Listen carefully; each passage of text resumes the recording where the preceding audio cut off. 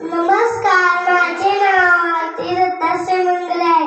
आजच्या पावन सोहळ्याचे अध्यक्ष मंचावरील मान्यवर गुरुजन वर्ग आणि माझ्या मित्रांनो, आजच्या मंगलमय मी दोन शब्द सांगू इच्छिते.